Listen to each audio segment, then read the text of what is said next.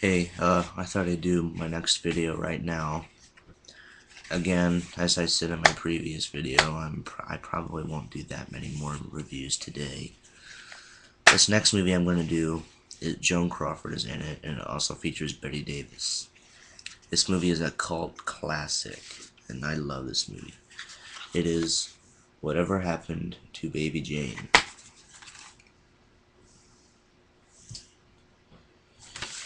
This film, I don't know what I can say about this film. This film is amazing. It's scary even today.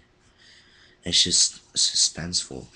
It's about Bette Davis and Joan Crawford. Bette Davis is a child vaudeville star in the 30s, and she gets all the fame. And Joan Crawford is the other sister who's like boring and doesn't get any fame. Her name is Blanche Hudson, and then Joan Crawford is Jane Hudson. Well, then the 40s and the 50s come around, and now Blanche Hudson is the star. She's making all these hit movies and everything, and Blanche has a clause in her contract where every picture that she makes, they have to make a movie with Baby Jane, and all Baby Jane's pictures suck. And so they come home from a party, and Baby Jane tells Blanche to open up this gate to their house, and she ends up trying to run over Blanche with her car, and Blanche ends up snapping her spine so she can't walk anymore, and so she's wheelchair bound. And in the movie then takes place present day, and she wants to move out of this house, and she's gonna sell it, and then she wants to put Baby Jane in like a place where they can take care of her. And Baby Jane has a drinking problem, and Baby Jane keeps doing these hideously torturous things to torture Blanche. And Baby Jane ends up finding out that she's going to sell the house, and she tells Blanche that she's never going to leave it. And then Baby Jane decides to start up her vaudeville act again, so she hires Edwin, played by Victor Bruno, to help her. And it's just twists and turns throughout the entire movie, and you will love this movie even if you don't watch these old horror films. I mean, this film is just amazing. I mean, when I first saw it, I was truly terrified. I mean, Baby Jane kills to keep, her secrets. This is one of Bette Davis's best performances besides All About Eve. She did receive her 10th Oscar nomination for this film. This film also was probably a difficult one to work with because Bette Davis and Joan Crawford hated each other. They hated each other. One such incident is, as we all know, Joan Crawford was the chairman of Pepsi-Cola at the time for this film. And so, to make Joan Crawford mad, Bette Davis put Coca-Cola machines all around the studio, and all around the set where people would buy Coca-Cola instead of Pepsi. And to get back at Bette Davis, what Joan Crawford did was, in the scene where Bette Davis has to drag Joan Crawford up the stairs, Joan Crawford put weights in her dress, so it would be a lot harder for Bette Davis to, pull her up the stairs. I mean, they absolutely hated each other. I mean, this was the only time they had ever worked together, and I don't really know why they hate each other. I mean, I never really found it clear why. This movie is based on a book by Henry Farrell. I've never read the book, so I can't give a book to movie comparison.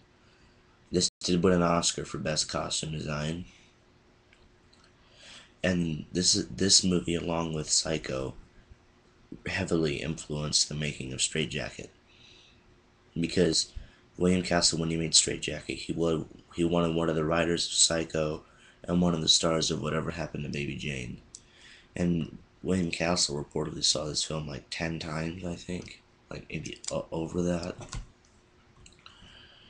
And it's produced and directed by Robert Aldrich. And this is one of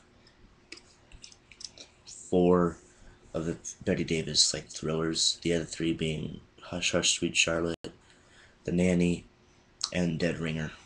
And this one and Dead Ringer are probably my favorites.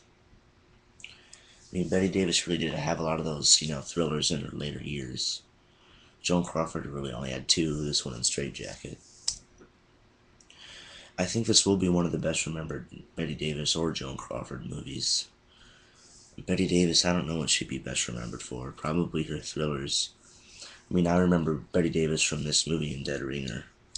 And I remember Joan Crawford from Straight Jacket in this, particularly because that's really the only Joan Crawford movies that I've really ever enjoyed. Maybe besides, oh, Mildred Pierce. With this film, I'll give this a 5 out of 5. It's even though it was made back in 1962, it still frightens me today, and it's just a wonderful thriller, and it's got twists and turns, left and right, and and Betty Davis herself designed her grotesque makeup that she wears in the movie. So a lot of heart and soul was put into the making of this film, and I mean, even though I haven't watched this film in a long time, I still love watching it. I mean, it's just terrifying. And then the music is really, gives the movie that touch. Like, Halloween or Friday the 13th wouldn't be where they are today probably if it hadn't been for the music. But, see this film. It's, even if you're not interested in Betty Davis or Joan Crawford or, 60s horror, I would compare this to Psycho. It's truly amazing and wonderful. I mean, it's probably Betty Davis's best performance, and people will most likely remember her from this film. I mean, just see this movie. This started a lot of success for Betty Davis, Joan Crawford, and Victor Bruno, who is Victor Bruno. This was his first movie role, so let's watch this film. It's a 5 out of 5 rating. I recommend this. See Whatever Happened to Baby Jane.